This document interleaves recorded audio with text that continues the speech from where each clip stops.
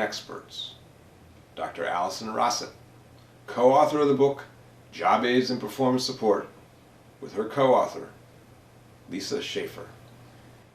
You might be able to see them here in this photo. It looks like they were at the opening party for their book tour. Now, I talked with Allison at the recent e-Learning Guild conference in Orlando, Florida, and showed her the old job aid and the new one. And here's what she said. Take a look. Oh, this is so cute.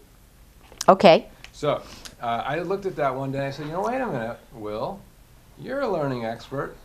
This list is not really working. It's not accessible.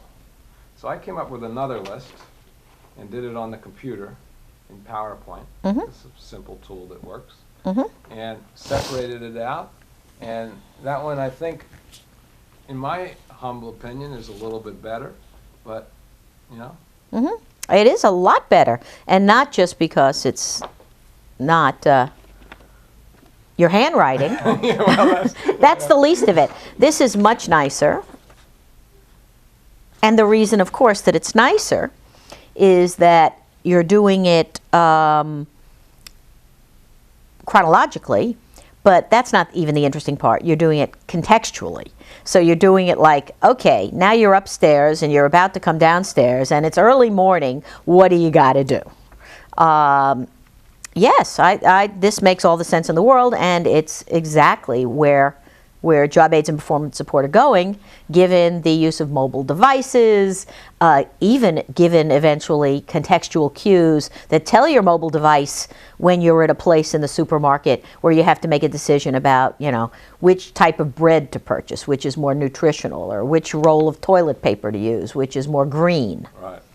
So yeah, cool. I am so relieved. Yeah. And now, Dorothy, I want you to know we've got a stamp of approval. Oh, absolutely. World's expert. Let me take a closer look here, though, before I sign my name on this thing. Well, I'll tell you some of the ways that it works and some of the ways that it Well, doesn't let me work. tell you. Let me make a guess. You got just too much going on here. There's a lot going on. I think you'd probably bet this one is useful for you, and I presume Dorothy would be your partner. That was my wife. So this is a good one for you, but for Alena, you're probably better snipping it off and putting it where it is relevant to the. So before you go downstairs, right, you have it, you know, hanging off the That's brilliant. banister before as she heads downstairs. Right. In the breakfast room, there's Alena rules. So you got Alena rules up, you know. So they are where they are needed, because this is, you know, she has to find the spot. She has to. Right. Right. Why put them on the refrigerator? That's great. Right. I mean, the refrigerator would only be the ones that were relevant to the refrigerator. One of the things I've noticed is this is not just a tool for her. She reads. She can read this. She looks at it. But for y'all. But for all of us. Yes, of course. So when I think about that in the workplace, I think about managers or people in the team helping each other out. So Clarity of expectations. I mean, what this does for her, this doesn't teach her how to do a dang thing. No. It just reminds her what goodness looks like. Right. Right. Cool. Wow. I'm pleased with that. I like it very much. Oh, thank you.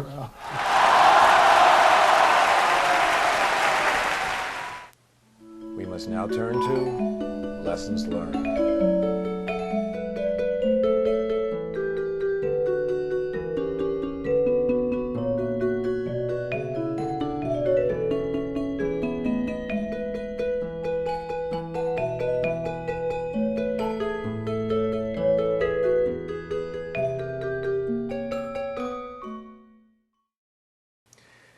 And finally, we invite you to tune in next time for, you guessed it, job aids for your pets.